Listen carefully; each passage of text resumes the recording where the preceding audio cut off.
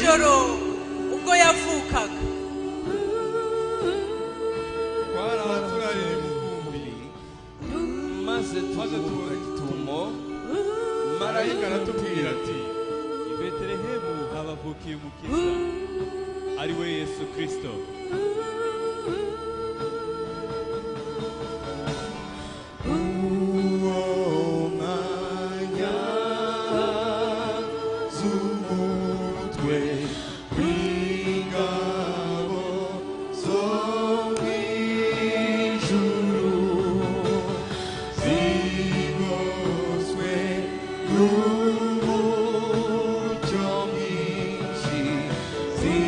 Zirasi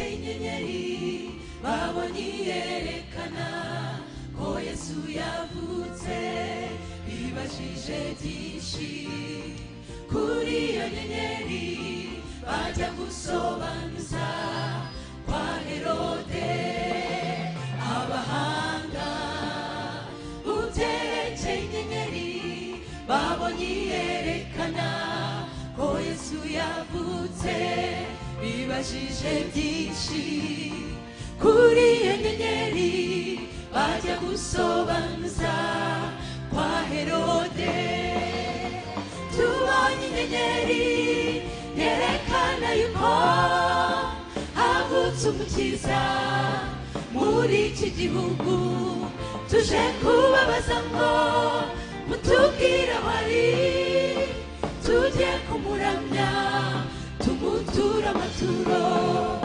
tubonye inyenyeri yerekana yuko havutse umukiza muri iki gihugu tuje kubabaza ngo mutubwire aho ari tujye kumuramya tumutura amaturo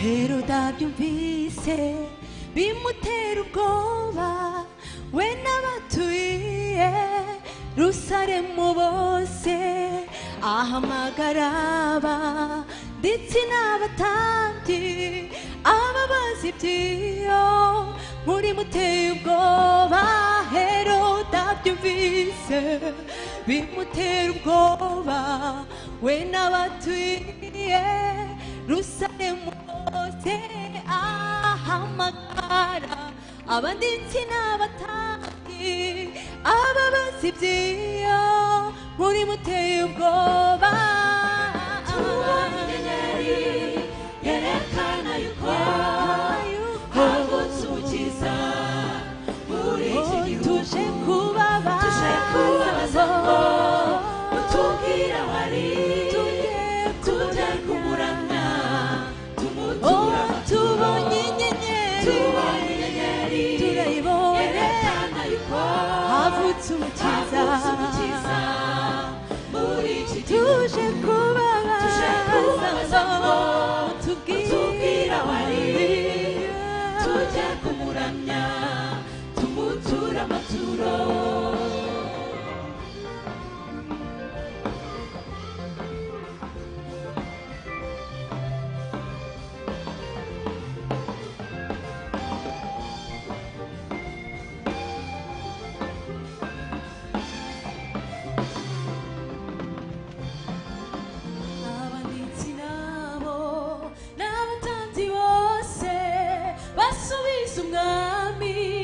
warubayoboye bati niko byahanuwe n'abanuzi kera ko hazavuka umukiza muri Yerusalemu abanditsi nabo n'abatambyi bose basubiza umwami warubayoboye bati nukuri byarahanuwe n'abanuzi kera ko hazavuka umukiza none yavutse tubonye inyenyeri yerekana yuko havutse umukiza muri iki gihugu ari he tuje kubabaza ngo mutubwire aho ari tujye kumuramya tumutura amaturo tubonye inyenyeri yerekana yuko havutse umukiza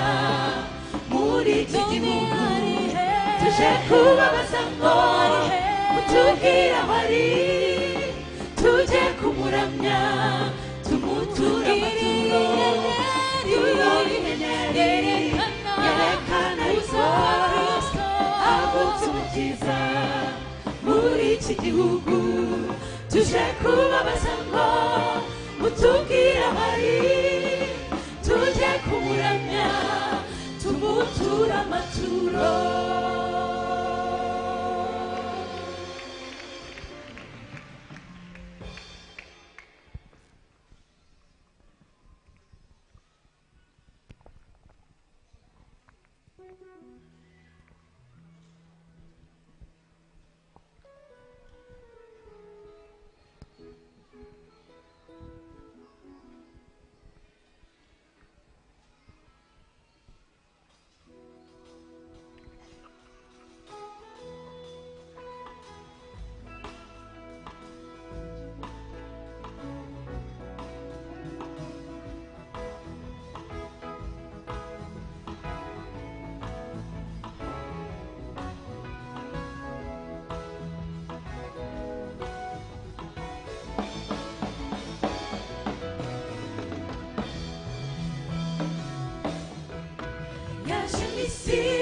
Kudukiza abarusha baremerewe nimuze, yaje mw'isi kudukiza abarusha baremerewe nimuze, n'umwami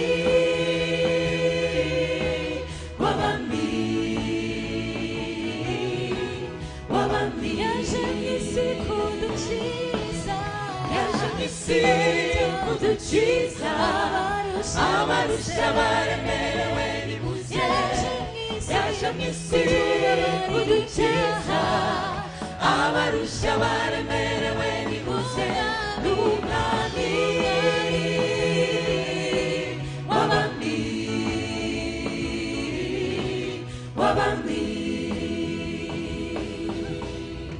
Hari ubw'abantu bafata Yesu nk'umunyantege utabasha byose, bakiganyira bakigunga bakibaza bati na biriya yabishobora. Hari ubw'abantu bafata Yesu nk'umunyantege utabasha byose, bakiganyira bakarira cyane bakibaza bati na biriya yabishobora.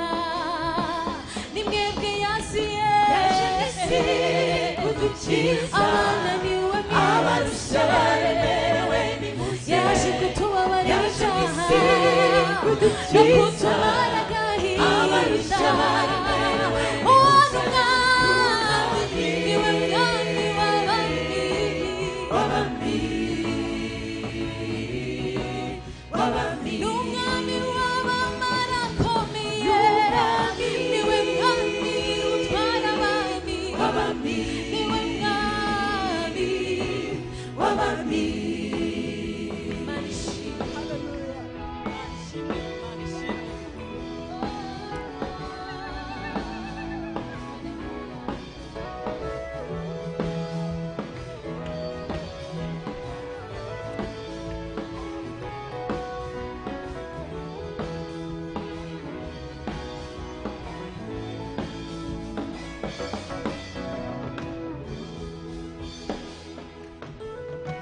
Yesu ntakirirwa ruhinja rwo mu muvure w'inka, ahubwo ni umugabo w'intwari ashobora byose ntakimunanira. Yesu ntakiri kagahinja ko mu muvure w'inka, ubwo ni umugabo w'intwari ashoboye byose ntakimunanira.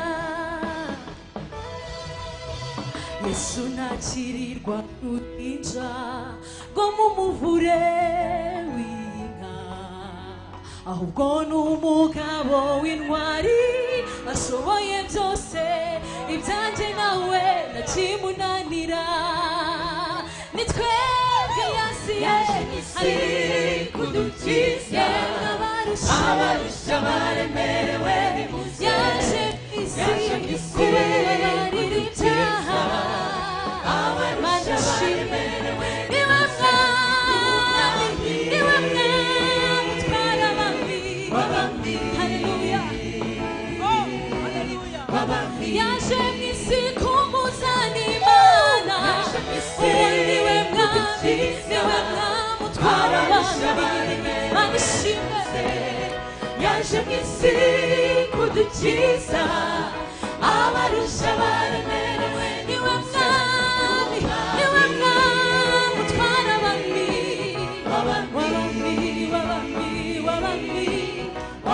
n'umwami w'abamaraganje Yesu niwe mwami mutwara abami bose manishimwe w'abami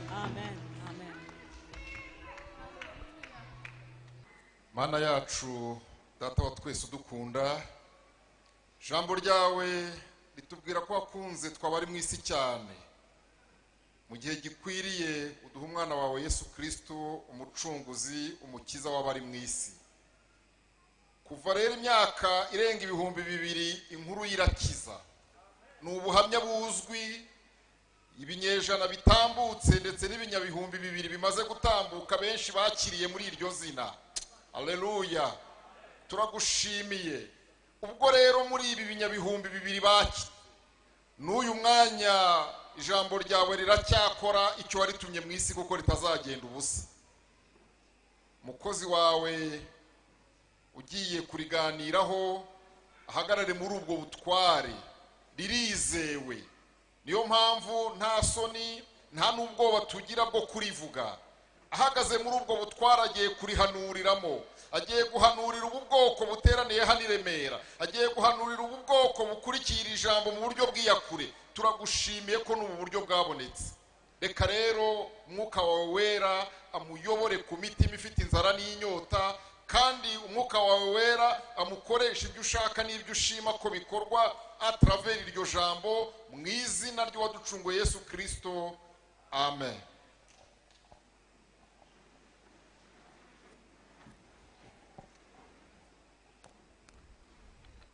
Yesu ashimwe cyane. Haleluya. Murambure ibiganza dusuzanye mu izina rya Yesu. Umugoroba mwiza. Mfashe uyu mwanya mbanza kubifuriza Noheli nziza. Rimwe muri hano abanyarwanda mwese mutwumva muri uyu mwanya, by'umwihariko tuyifurize abana batoya ko kino gitaramo mwabonye ko kirimo abana benshi.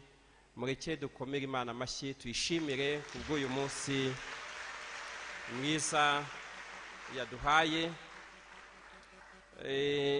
Uyu mwanya abantu benshi ijambo riri kuvugwa ni ijambo Noheli. Ugiye mu matelefoni y'abantu benshi, ugiye ku mbuga nkoranyambaga hari amakarita menshi ya noheri ugiye ku maradiyo ku mateleviziyo menshi ijambo ubu riri kuvugwa cyane ni ijambo noheri nziza mu ndimi zitandukanye ni Merry Christmas mu ndimi zitandukanye ahantu mu ngo mu bitaramo bitandukanye ijambo riri kuvugwa ni ijambo noheri nziza. Rero uyu munsi muri uyu mwanya nifuje ko twongera kugaruka ku mpamvu dukeneye kuvuga noheri uyu munsi wa none. Yagiye igira ubusobanuro bwinshi butandukanye, igenda ikoreshwa mu bikorwa bitandukanye. Iyo uvuze noheri nziza hari bamwe bumva ibiti, abona igiti giteye ahantu gifite amabara y'umutuku n'umweru ati iriya ni noheri. Ndabizi ko iyo byageze muri iyi minsi hari n'amabara twambara, babona ayo mabara abantu bayambaye bakavuga ngo ni noheri. Yewe hari n'ibyo kurya abantu barya bakavuga ngo bari kurya noheri. Sinigitangaza ko uyu mugoroba wasanga n'abakora uburaya bafite gahunda yo guha abantu babo noheri, ndetse bakabyita ngo muze uyu munsi turabaha noheri. Rero ni byiza ko iri jambo noheri turisubiza mu gisobanuro cyaryo kugira ngo umuntu wese uri hano, umuntu wese utwumva, umuntu wese utekereza noheri, umuntu wese uyitegura, umuntu wese uri kuyiganiraho amenye ikintu gikwiye kuyibamo kugira ngo ibe noheri. Haleluya. Ikintu gikwiye kuba muri Christmas ni Kristo. Yesu ashimwe. Yesu ashimwe. Ibintu byose uri gutegura, urimo indirimbo zose uri kuririmba uyu mwanya n'ibikorwa byose uri gukora uyu mwanya, uramutse ubikuyemo Kristo byaba bitakaje icyo wita noheri, kuko noheri ubwayo ni Yesu. Yesu ashimwe cyane. Noheri cyangwa se Christmas, Yesu niwe nyirayo, Yesu niwe Christmas, Yesu niwe noheri. Na niyo mpamvu uyu mugoroba shaka kongera kukubwira ngo hari Yesu twahawe. Impamvu y'indirimbo zose turirimba nuko Yesu Kristo yaje. Turasoma mu butumwa bwiza bwa Yesu Kristo bwanditswe na Luka, turasoma mu bice bibiri by'ubutumwa bwiza bwa Yesu Kristo bwanditswe na Luka. Muri ibyo bice bibiri ariko uhereye ku gice cya mbere umurongo wa 30, aha ni igihe marayika yerekaga Mariya, ngo marayika aramubwira ati witinya Mariya kuko uhiriwe ku Mana. Ibice bibiri uhereye ku murongo wa 8, muri icyo gihugu harimo abungeri bararaga ku gikumba bahindana kurinda umukumbi wabo. Nuko marayika w'umwami Imana abahagarara iruhande, ubwiza bw'umwami burabagirana bubagota impande zose, bagira ubwoba bwinshi. Marayika arababwira ati mwitinya, dore ndababwira ubutumwa bwiza bw'umunezero mwinshi uzaba ku bantu bose, kuko uyu munsi umukiza bavukiye mu murwa wa Dawidi, uzaba Kristo umwami. Iki nicyo kiri bubabera ikimenyetso, nuko muri busange umwana w'uruhinja yorosha imyenda y'impinja, aryamishijwe mu muvure w'inka. Muri ako kanya haboneka ingabo zo mu ijuru nyinshi ziri kumwe na marayika uwo, zisingiza Imana ziti mu ijuru icyubahiro kibi cy'Imana, no mu isi amahoro abe mu bo yishimira. Muvuge ngo amen. Yesu ashimwe cyane.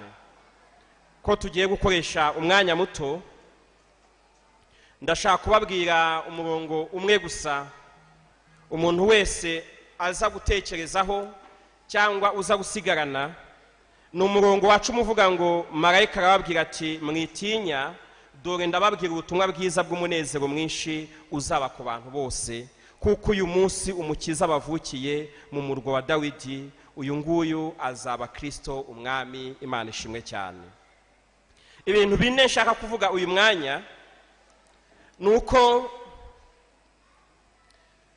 kuvuka kwa Yesu Kristo ni ubutumwa bwiza bw'umunezero.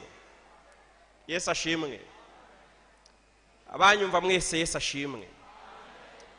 Yesu Kristo kuza mu isi akavuka, nk'itorero akenshi dukunda gutekereza urukundo Imana yadukunze iyo tugeze mu bihe bya Pasika, dutekereza urupfu rwe, dutekereza yuko umusaraba, ariko mu mugambi, mu rugendo rwo gucungura umuntu, rwo kudukiza, icyari gikomeye mu Mana ntabwo ari ugupfa, kwari ukugira ngo Imana yemere kuba umuntu. Icyari gikomeye kugira ngo umuntu acungurwe ntabwo ari ukugira ngo Yesu ajye ku musaraba, icyari gikomeye ni ukugira ngo Imana yemere kuba umuntu. Rero Noheli ni umunsi dukeneye kumva urugendo rukomeye Imana yakoze kugira ngo yongere idusange, itugenderere. Na niyo mpamvu Imana igenderera Mariya yaramusanze iramubwira ngo urahiriwe. Yesu ashimwe cyane. Mariya yari umukobwa uri aho muri quartier usanzwe, nta mugambi wundi afite w'uko Yesu azaza, ariko Imana iramwitegereza nk'uko nawe Imana yakwitegereje igutoranya, iguhamagara, iramubwira ngo umva Mariya urahiriwe. Nagira ngo mbabwire ngo ubutumwa bwiza bwa Yesu Kristo bwo kuvuka kwe ni inkuru nziza ku bantu bose, kandi kubwakira ni amahirwe.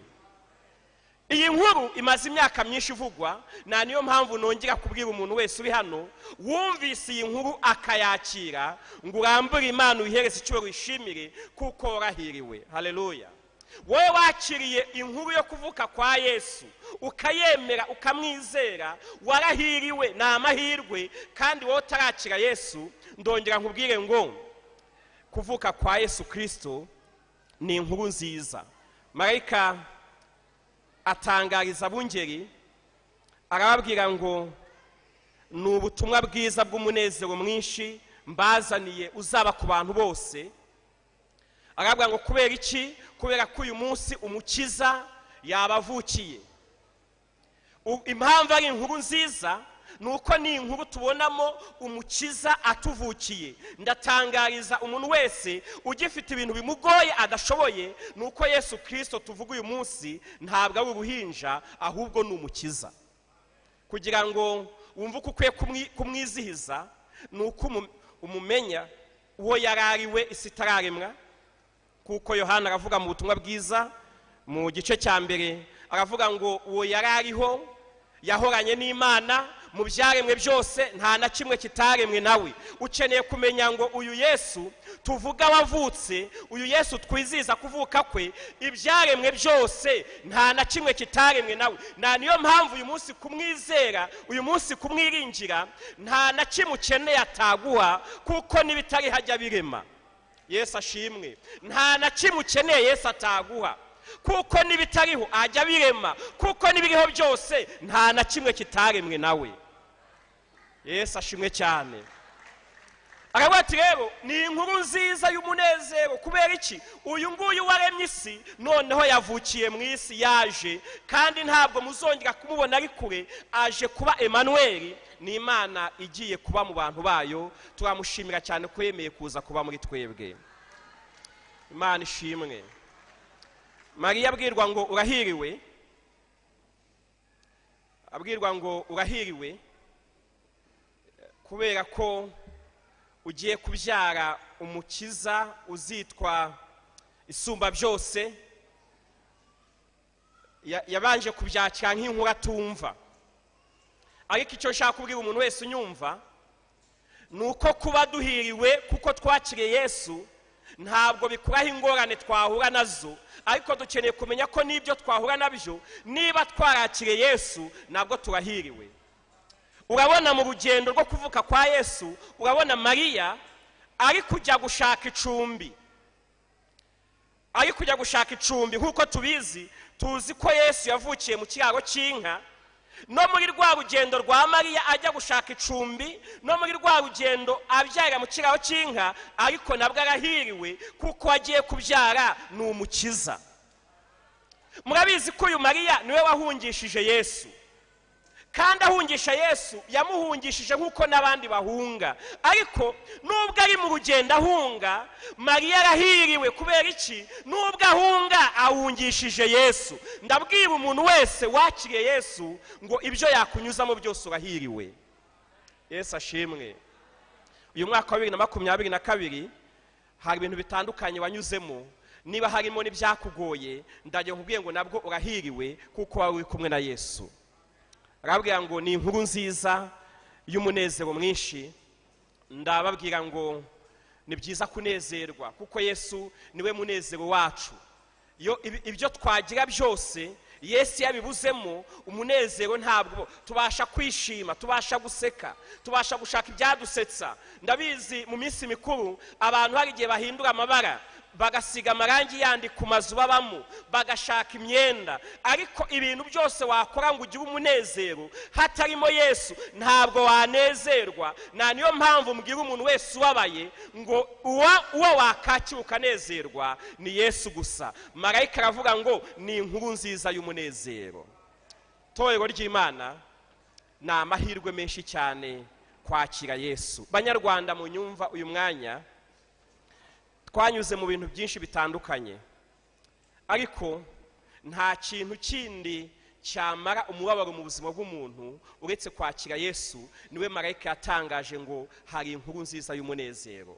Yesu Kristo ni umunezero kuba mwizeye, ni umunezero. Uyu mugoroba, uyu mwanya, aho uri hose, ubuzima ubayemo bwose, Yesu Kristo niyongera kubera ibyishimo, yongera kubere umunezero. Ikintu cya kabiri nshaka kugarukaho uyu mugoroba wa Noheli, nuko kuvuka kwa Yesu bivuze urukundo, bivuze imbabazi, bivuze ibambe Imana igirira abantu bayo. Yesu kuza kuvukira mu isi, akavukira kwa Mariya na Yosefu, akavuka afite akamero k'umuntu nk'uko Pawulo yabyandikiye Abafilipi, akabona ko guhana n'Imana atari ikintu cyo kugundirwa. Ni igisobanuro gikomeye cyerekana urukundo Imana yakunze umuntu. Kandi ni nako Yohana bivuga mu bice 3:16, aravuga ngo kuko Imana yakunze abari mu isi cyane byatumye itanga umwana we w'ikinege kugira ngo umwizera wese atarimbuka. Uyu munsi Noheli ni igisobanuro kivuga ngo Imana iradukunda. Uyu munsi ndongera nkwibutse ko Imana igukunda. Haleluya. Noheli ni igisobanuro kivuga ngo Imana ifite urukundo rwinshi, kandi urukundo rurenze kure cyane uburyo abantu bayihemukira n'uburyo bayihemukiye. Kubera ko umuntu amaze gukora icyaha cyamutandukanije n'Imana, ariko urukundo rw'Imana rukomeza gutuma Imana imugirira impuhwe, Imana imugenderera, Imana imusanga, Imana imushaka, kugeza ubwo ibisohoresheje kohereza umwana wayo Yesu Kristo. Usomye muri Luka igice cya 67, ni indirimbo Zekariya yaririmbye ngo yuzuza umwuka wera, ngarahanura aravuga ati, umurongo wa 68 aravuga ngo umwami ahimbazwe. 68 igice cya 2 cya Luka aravuga ngo umwami ahimbazwe, Imana y'Abisiraheli kuko igendereye abantu bayo ikabacungura, kandi iduhagurukije ihembe ry'agakiza mu nzu y'umugaragu wayo Dawidi, nk'uko yavugiye mu kanwa k'abahanuzi bayo bahanuraga uhereye kera kose, kudukiza abanzi n'amaboko y'abatwanga bose, kugirira abasogokuruza imbabazi no kwibuka isezerano ryayo ryera. Rabati Imana ishimwe ngo kubera ko ije kugirira abasogokuruza imbabazi, ije kwibuka isezerano ryayo ryera. Indahiro yarahiye sogokuruza Aburahamu, kuko nitumara gukizwa amaboko y'abanzi bacu tuzayisenga tudatinya. 75 turabera dukiranuka imbere yayo iminsi yacu yose. 76 kandi nawe mwana uzitwa umuhanuzi w'isumba byose, kuko uzabanziriza umwami ngo utunganye inzira ze. 77 no kumenyesha abantu iby'agakiza ko ari ukubabarirwa ibyaha byabo. Kubw'umutima w'imbabazi w'Imana yacu niwe uzatuma umuseke udutambikira uvuye mu ijuru, ukamurikira abicaye mu mwijima no mu gicucu cy'urupfu, no kuyobora ibirenge byacu mu nzira y'amahoro. Ndagaruka kuri iri jambo, kubw'umutima w'imbabazi z'Imana yacu. Imana ishimwe. Kubw'umutima w'imbabazi z'Imana. Noheli ni ukongera kumva urukundo rw'Imana rwinshi. Kuba usoje uyu mwaka ni urukundo rw'Imana rwinshi. Kuba waragiye uca mu nzira zitandukanye, yewe ibuka na za ntege nke wagize n'igihe waguye, ariko ntabwo yakuretse. Niyo mpamvu mbwira n'umuntu usoje umwaka wari warasubiye inyuma, waraguye cyangwa utarakizwa, nongere nkubwire ngo hari umutima w'imbabazi z'Imana nyinshi. Oh haleluya. Hari umutima w'imbabazi. Imana yuzuye imbabazi nyinshi. Imana igufitiye urukundo rwinshi. Yesu Kristo kuza kuvukira mu isi cyari ikintu gisobanura ngo ndabakunda cyane. Wowe Imana yahemye iragukunda cyane. Umva impamvu Imana igukunda cyane, igukurikirana, igushaka. Yakuremye mu ishusho yayo, irashaka kusa nayo.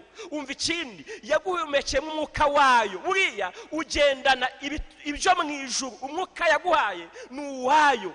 Niyo mpamvu idashaka kuba munsi y'igicucu cya Satani, ishaka ko Yesu akwigarurira. Iyi Noheli rero icyakubera cyiza ni ukubwira Satani ngo njyewe nduwa Yesu, ntabwo nduwa Satani. Kuvuka kwa Yesu ni bitwereka urukundo rwinshi Imana idukunda. Bene data bakundwa muri Kristo Yesu, uyu mwanya ndongera kubibutsa ko Imana iradukunda cyane. Kuba yaraduhaye Yesu, kuba Imana yaraje ikaza kubana natwe ikaba Emmanuel, kandi kuba ari Emmanuel biravuga ngo iba ahantu hose, ibana nawe mu bihe byose. Aho utuye irahagenda, aho ugera nubwo abantu batahagera burya igihagera.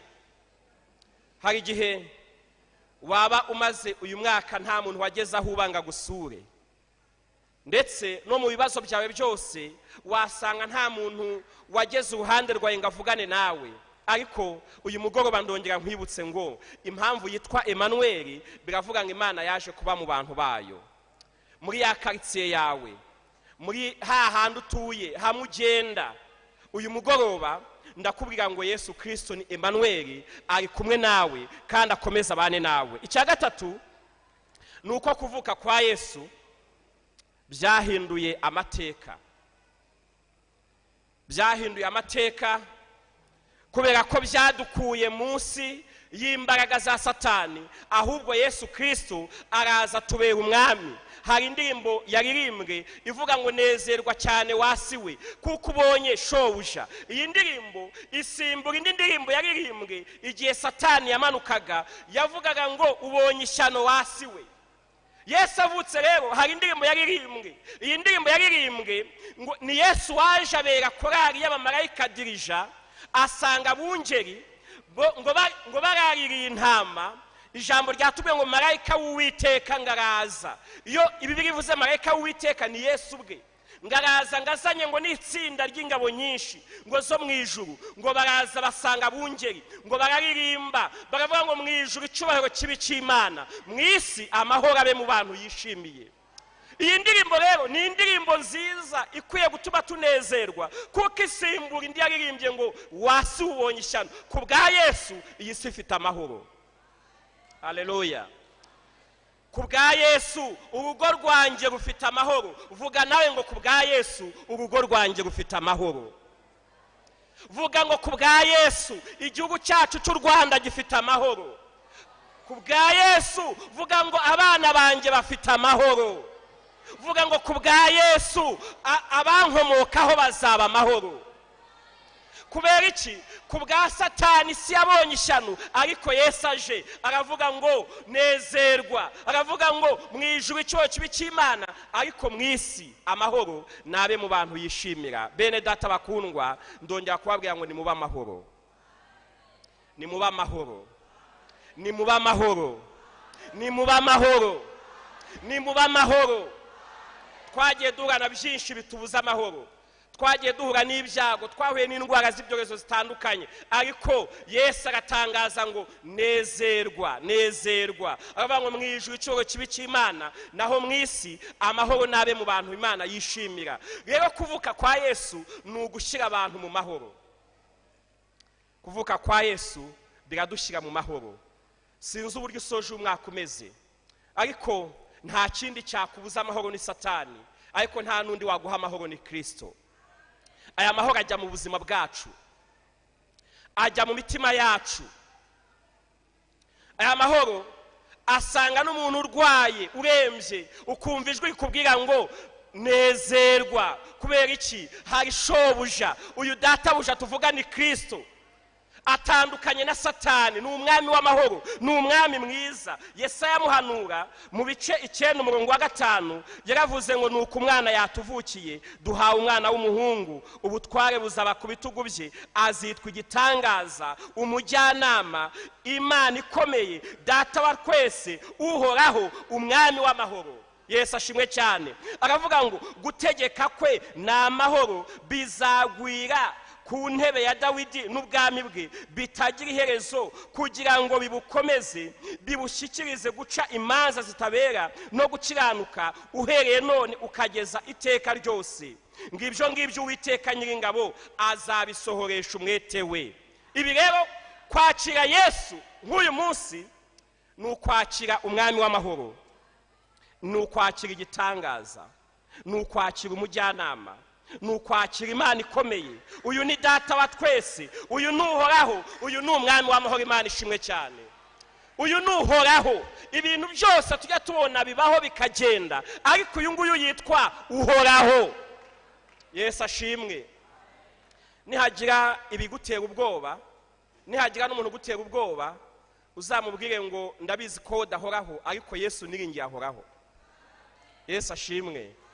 Umva, nihagira n'uburwayi buza bukagutera ubwoba, uzabubwire ngo ndabizi ko udahoraho, ariko Yesu niringiye ahoraho. Uyu munsi rero, uyu mugoroba wo kongera kwizihiza kuvuka kwa Kristo, ni ukongera kwishimira ko twahawe igitangaza, twahawe data wa twese, twahawe umujyanama. Umva mbabwire, hari ibibazo abantu bafite kuko badafite Yesu bagira inama, ariko uyu mugoroba ndongera nkwibutse ngo twahawe Yesu Kristo kandi ni umujyanama. Imana ishimwe cyane. Cyo nshaka gusorezaho ni uko kuvuka kwa Yesu bikwiye kukugarurira ibyiringiro. Kuvuka kwa Yesu ni ibyiringiro. Ijambo ry'Imana mu butumwa bwiza bwa Yesu Kristo bwanditswe na Luka ibice 2 umurongo wa 25. Yusomye Luka ibice 2 umurongo wa 25, uhabona abantu babiri, umwe nuwitwa Simiyoni. Witwa Simiyoni. Yusomye 25. Iki ni igihe bazanaga Yesu mu rusengero, ngo umurongo wa 25 ngiye Yerusalemu hariho umuntu witwaga Simiyoni. Uwo yari umukiranutsi witonda kandi yategerezaga ihumure ry'Abisiraheli. Umwuka wera yari ari muri we, yari yarahanuwe n'umwuka wera katazapfa atarabona Kristo w'umwami Imana. Ngajyanwa n'umwuka mu rusengero, maze ababyeyi bajyanye umwana Yesu ngo bamugenze nk'uko umuhango w'amategeko wari uri. Ngo Simiyoni aramuterura ashima Imana ati, mwami, noneho urasezerere umugaragu wawe amahoro nk'uko wabivuze, kuko amaso yanjye abonye agakiza kawe, uko witeguye mu maso y'abantu bose kuba umucyo uvira amahanga no kuba ubwiza bw'ubwoko bwawe bw'Abisiraheli. Uyu Simiyoni ngo yahoraga ategereje ihumure. Yesu ashimwe. Kuvuka kwa Yesu rero ni ihumure. Yesu ashimwe. Kuvuka kwa Yesu ni ihumure. Ibintu byose byabiguhagaritse umutima bikugoye, nta kindi cyazana ihumure mu buzima bwawe uretse Yesu. Ngo Simiyoni ngo yari ahagaritse umutima ngo ategereje ihumure rizaza ngo kuko yari yarabwiwe n'umwami Imana ngo yarabwiwe n'umwuka wera katazapfa ataribonye. Iri humure rero kwari ukuza kwa Yesu kugira ngo isi yongere ibone amahoro, isi yongere inezerwe, isi ive mu bubata bwa Satani. Kuvuka kwa Yesu ni ihumure. Ngabonye Yesu ngamuteruye ngo aranezerwa cyane, ngaravuga ngo none usezeye uwo mugaragu we kuko amaso yanjye. Mu bintu nakunze nuko Yesu nubwo ari umwami, nuko amaze imyaka myinshi ariko ajya yemera bakamuterura. Ngo Simiyoni aramuterura. Nakunze ko Yesu yemera bakamuterura. Uyu mugoroba nawe ndakwifuza ko Yesu muterura. Haleluya. Yesu ngo Simiyoni aramuterura, amuteruye ntiyabona umwana, abona ihumure ry'Abisiraheli, ntiyabona umwana, abona uje gukiza isi. Uyu munsi Yesu ntumurebe nk'umwana, ahubwo umurebe nk'uwagukiza. Tugiye gusoza dusenga. Uyu ni ihumure. Yusomye 36 ngo hariho ngo n'umuhanuzi witwaga Ana, ngo yahoraga mu rusengero aramya Imana yiriza ubusa asenga ku manywa na nijoro. Ngo muri uwo mwanya nawe araza ashima Imana, avuga ibya Yesu, abibwira bose bari bategereje gucungurwa. Kuvuka kwa Yesu ni ugucungurwa. Kuvuka kwa Yesu ni ihumure ariko ni no gucungurwa. Na niyo mpamvu muri iki gitaramo, muri uyu mugoroba, nshaka kubasaba ngo muhaguruke mwese, kuko tugiye gusenga. Mu byo tugiye gusengera ni ukugira ngo iyi Noheli yongere izanire abantu ihumure, iyi Noheli yongere izanire abantu amahoro mu mitima yabo. Ni ukugira ngo kubw'iyi Noheli abantu bari baraguye babyuke. Kubera iki? Uyu Yesu Kristo yaje aje kuduhagurutsa, kuko yasanze abantu baraguye, abantu baratandukanye n'Imana, ariko Yesu yaje aje kuduhagurutsa. Ndahamagara umuntu wese waguye nkubwira ngo iyi Noheli ntigusige ukiryamye, ahubwo nuhaguruke, kuko Yesu yaje kubyutsa abaguye. Ndabwira umuntu wese wari umaze ibihe adafite ibyiringiro muri we ngo ongera ugire ibyiringiro, kuko uyu Yesu yaje kutubera ibyiringiro. Ndashaka kubahagurutsa mwese tugasenga. Marayika w'Imana aramubonekera aramubwira ngo iyi ni inkuru nziza, iyi ni inkuru nziza, iyi ni inkuru nziza kandi y'umunezero ku batuye isi yose. Ndabwira umuntu wese unyumva ngo ikintu cyatuma unezerwa, cyatuma ugubwa neza, cyatuma ugira amahoro, cyatuma ugira ibyiringiro, cyatuma useka, cyatuma ushira intimba, nta kindi ni Yesu Kristo. Uyu mugoroba rero, mu gihe unezerwa, mu gihe wizihiza Noheli, umva ikintu ukeneye Yesu Kristo. Ndabizi watekereje ibyiza wakorera abana bawe, ariko mu mpano washakira abana bawe, umva ikindi ukwiye kubasabira, ni ukubasabira Yesu Kristo, kuko Yesu Kristo ni umwambaro bambara ntuzacuye. Yesu Kristo ni umwambaro bambara ntibazananirwe, ntibazacogore. Yesu Kristo ni umwambaro abana bawe bazambara bakabaho iteka ryose baguwe neza. Na niyo mpamvu mu byo ugiye gusabira umuryango wawe, ugiye gusabira abana bawe, mu byo ugiye gusabira urugo rwawe, ni ugusaba ngo uyu mwami Yesu Kristo nabe mu rugo rwanjye, nagira ijambo, nagira umwanya. Uyu mwami Yesu Kristo watuvukiye nakora iby'ubutwari, kuko yiri kugitangaza. Mureke dusenga Imana, kandi mwe mwese nongeye kubasabira umugisha, mbabwira ngo Noheli nziza nibabere umunezero. Mwami Yesu turagushimiye, dushimiye izina ryawe ryiza,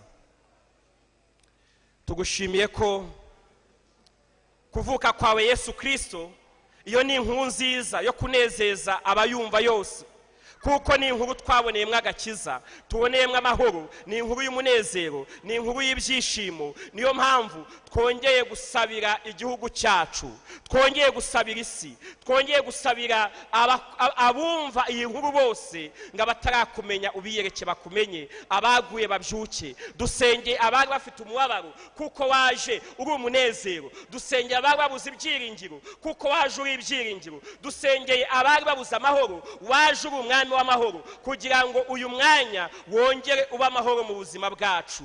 Turagushimiye, turaguhimbaje, tugukomeye amashyi, tuguhimbarije kugira neza kwawe, tuguhimbarije urukundo rwawe, tuguhimbarije ineza yawe. Ngwino wime, ngwino ugire ijambo mwami Yesu Kristo, ngwino uduhe guhishurirwa Kristo nk'uko abanyabwenge babihishuriwe bakagukurikirana bakagushaka, nk'uko abungeri babihishuriwe. Ngwino uduhe kuguhishurirwa kugira ngo tugusange aho uri, kugira ngo tugusange maze uturuhure, maze utugire neza. Oh haleluya, urakoze, turagushimiye kandi turabiguhimbarije. Ni mu izina rya Kristo Yesu tubisabye, urakoze. Amen, amen, amen, amen.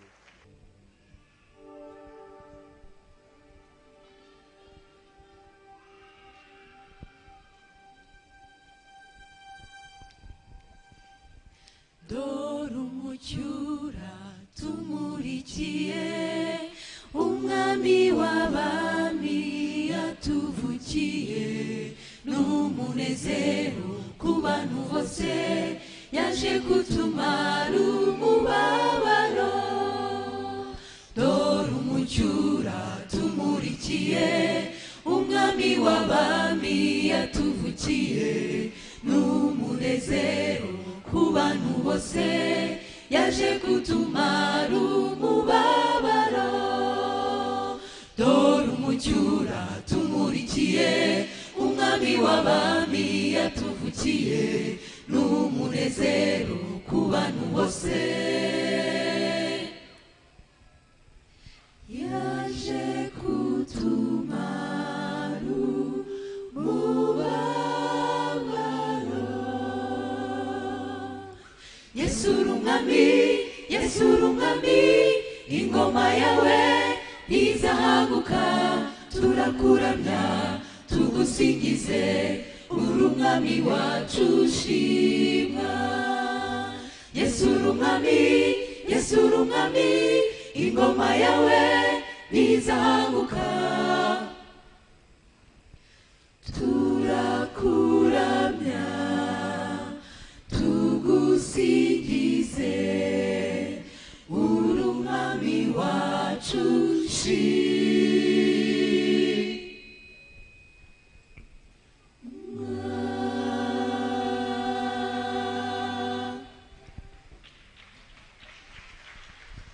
Kuza kwe ni inkuru y'ibyishimo, yadukuye ku ngoyi ya Satani, ahamagara barushye bose, ati nimusange baruhure.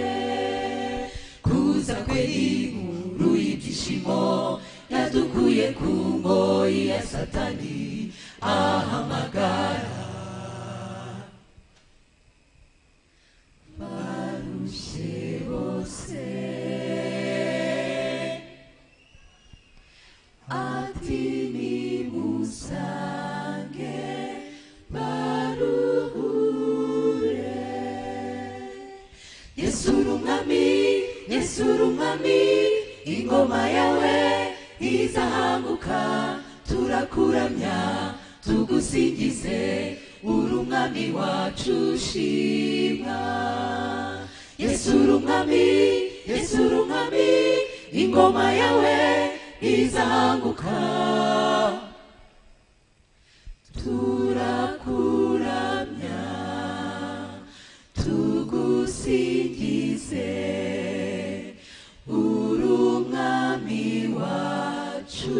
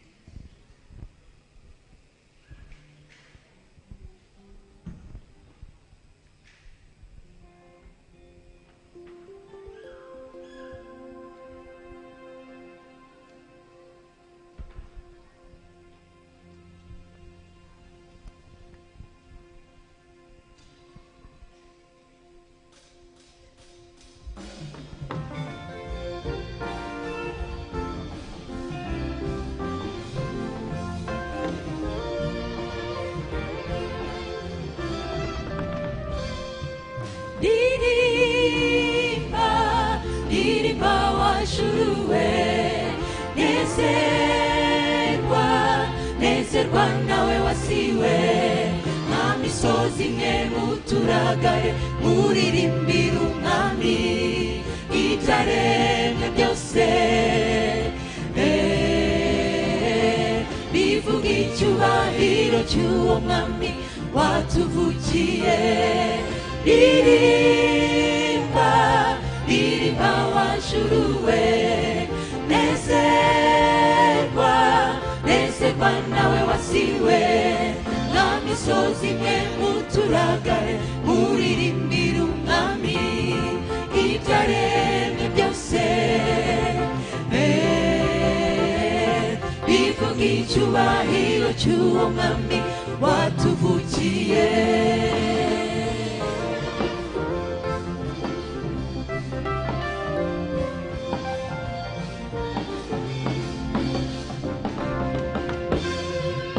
nawe Betelehemu nuguri muto ariko muri wowe hazavuka umukiza azabasha gukiza abantu ibyaha byabo nawe umwemerere avukire muri wowe nawe umwemerere avukire muri wowe ririmba ririmba wajuluwe nezerwa nezerwa nawe wasiwe nka misozi imwe muturagare muririmbira umwami ibyaremwe byose bivuga icyubahiro cy'uwo mwami watuvukiye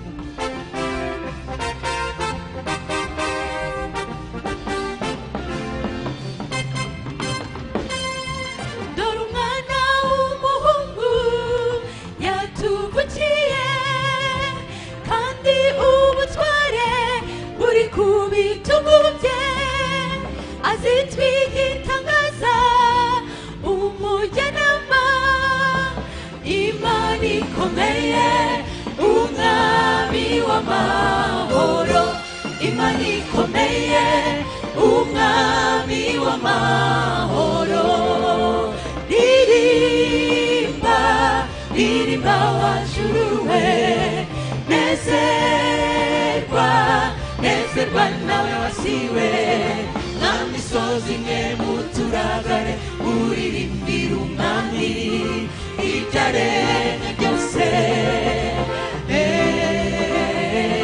bivuga icyubahiro cy'uwo mwami watuvukiye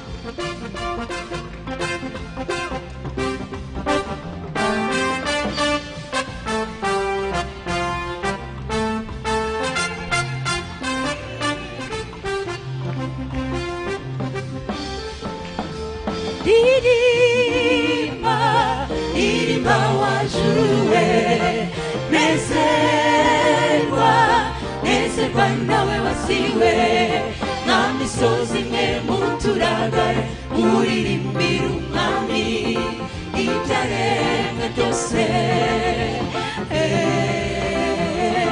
bivuga icyubahiro cy'uwo mwami watuvukiye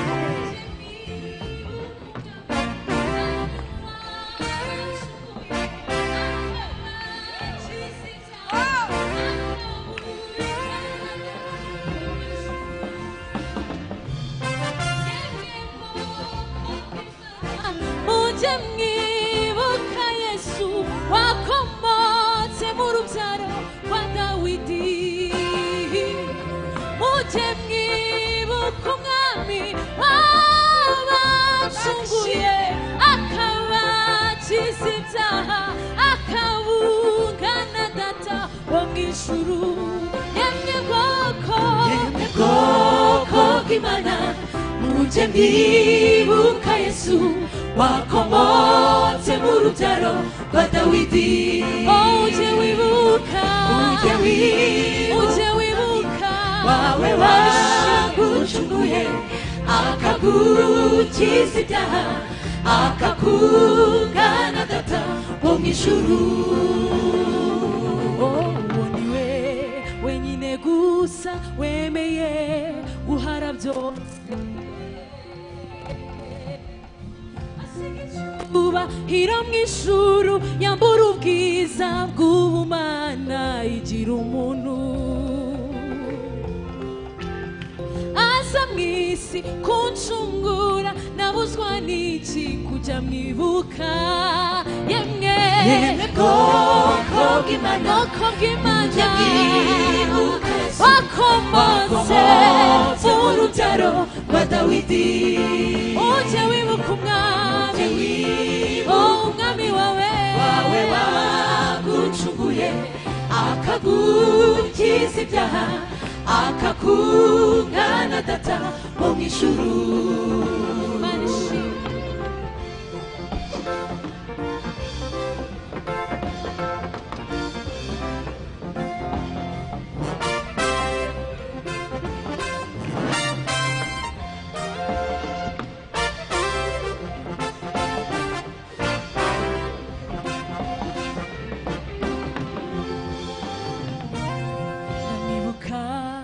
Getsemani abira ibyuya by'amaraso kubw'urukundo kunda umukeni yemera gupfa nk'ibivume arabambwa uko niko yanyoye amaraso nabuzwa n'iki kujya mwibuka yemwe bwoko bw'Imana wakomotse mu rubyaro rwa Dawidi uhore mwibuka umwami wabacunguye wawe wagucunguye akagukiza ibyaha akakungana data wo mw'ijuru wabanye natwe wabanye natwe warakoze mwami wabanye natwe wabanye natwe warakoze wabanye nanjye mwami wabanye nanjye warakoze wabanye natwe mwami we wabanye natwe warakoze wabanye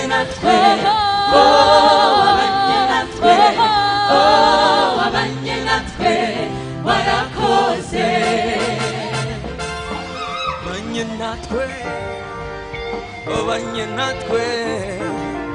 wabanye natwe warakoze wabanye natwe Yesu wabanye natwe mwakurashize wose urakoze wabanye natwe wabanye natwe warakoze vuga wabanye natwe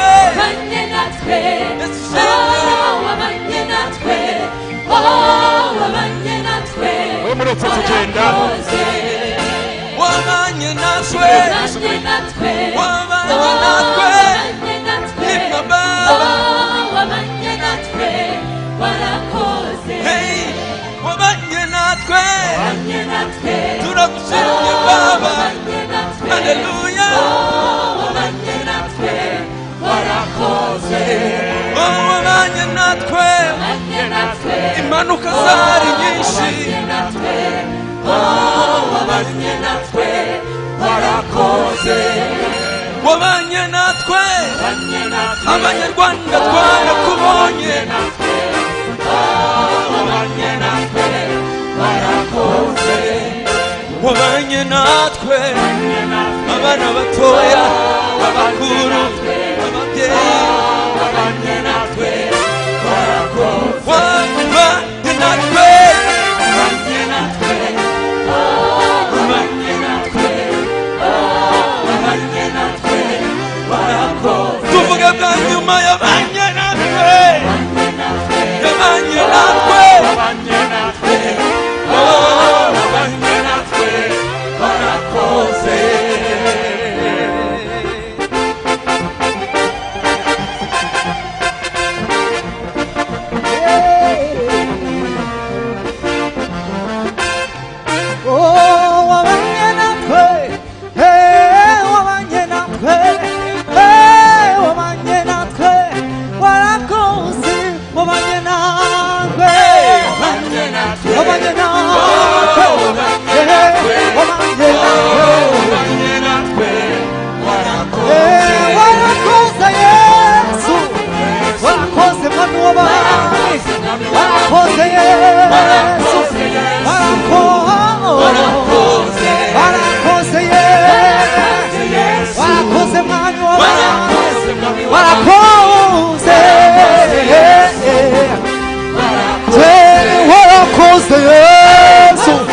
warakoze mwami w'abami warakoze Yesu kuturinda yego warakoze warakoze mwami w'abami warakoze Yesu tubivuge n'amajwi warakoze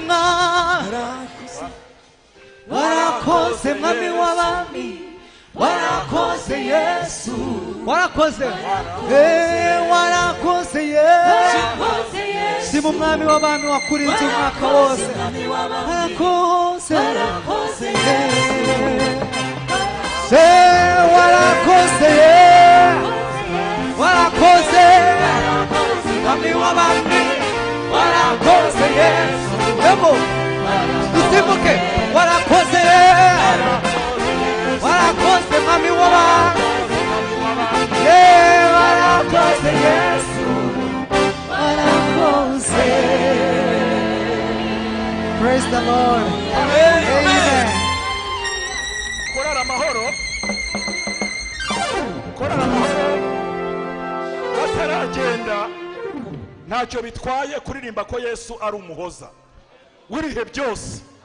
Ntacyo bitwaye kuri Noheli kuririmba ko Yesu ari umuhoza w'ibihe byose. Twinjiyemo rero ngaho nimufatireho. Yesu ni umuhoza. Hallelujah. Amen. Hallelujah.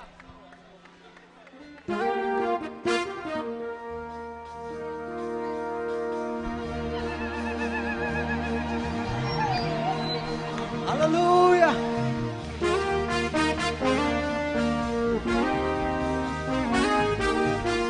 Yebo.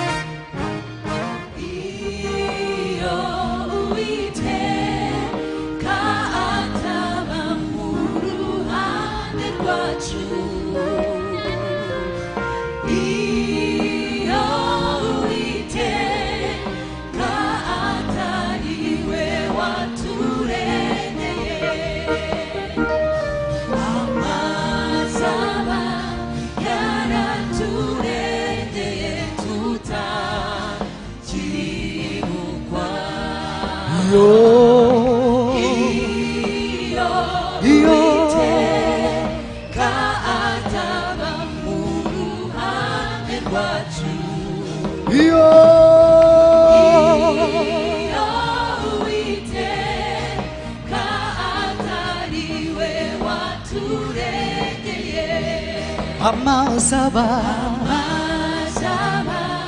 yaraturengeye tutakibukwa iyo Uwiteka ataba mu ruhande rwacu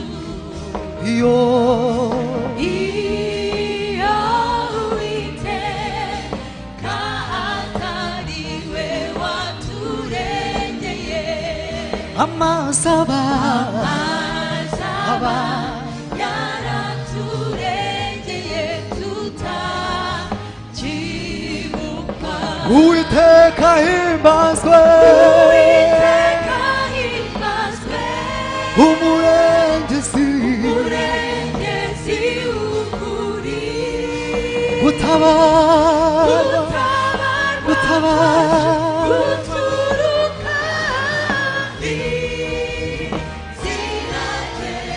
niwe muhoza Muhoza umutabazi, Uwiteka himbazwe. n'umurengezi w'ibihe Umurengezi ibihe byose, Uwiteka himbazwe. Uwiteka himbazwe Uwiteka himbazwe, umurengezi umurengezi w'ukuri.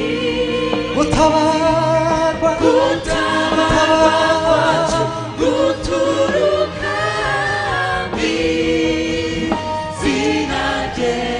niwe muhoza wawe Muhoza umutabazi, Uwiteka himbazwe. n'umurengezi w'ibihe Umurengezi ibihe byose, Uwiteka himbazwe.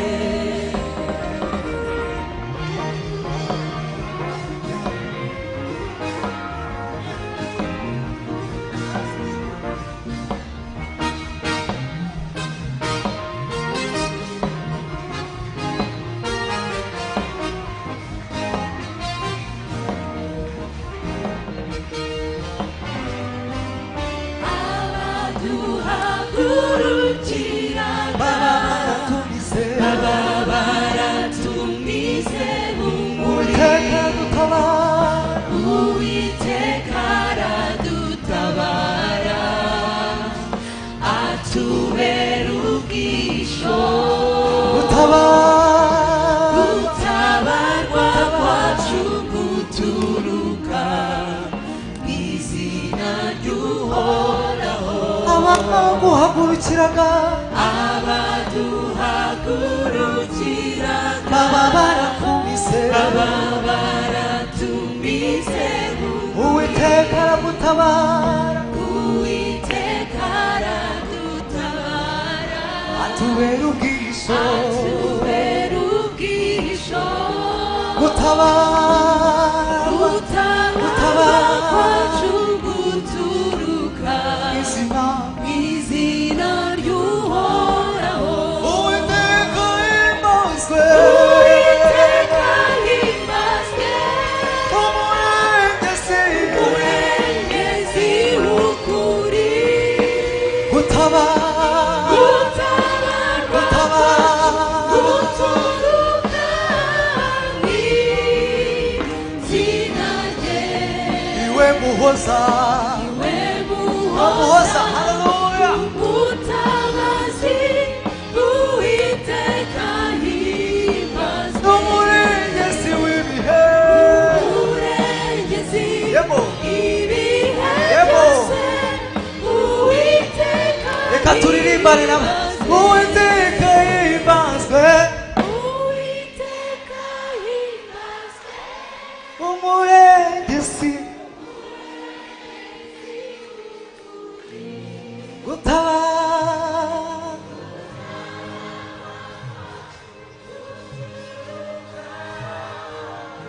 yego niwe muhoza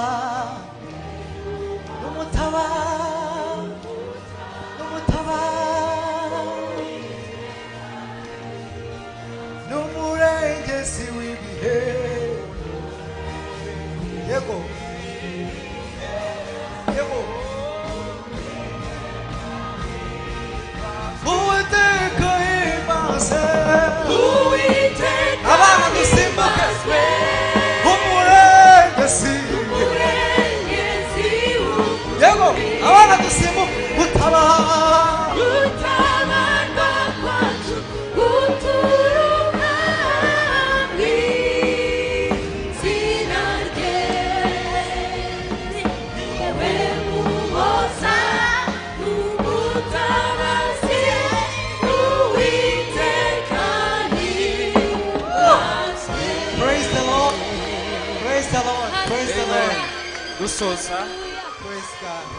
dusoza kadukomere Imana amashyi, dukomere Imana amashyi, tuyishimire kandi tubasabire umugisha mwe mwese mwabaye muri iki gitaramo. Turakomereza igitaramo no mu ngo n'ahandi hose, ariko tubabwira ngo Noheli ni Yesu. Zaburi y'147 umurongo wa mbere wonyine uravuga ngo haleluya, kuko ari byiza kuririmbira Imana yacu ishimwe, nuko igikundiro kandi gushima kurakwiriye. Mukomeze mushimire Imana, mureke turambuye ibiganza dusaba umugisha. Dusoza uyu mugoroba iki gitaramo, mwe mwese turabasabiye ngo Uwiteka abahe umugisha kandi abarinde. Uwiteka akomeze bamurikishirize amaso ye heza, abagire neza, kandi Uwiteka ajya bareba neza kugira ngo abe amahoro. Dufatanye twese dusoze tuvuge ngo ubuntu bw'Umwami wacu Yesu Kristo n'urukundo rw'Imana no gufashwa n'Umwuka Wera bikomeze bana twese ubu none ndetse n'iteka.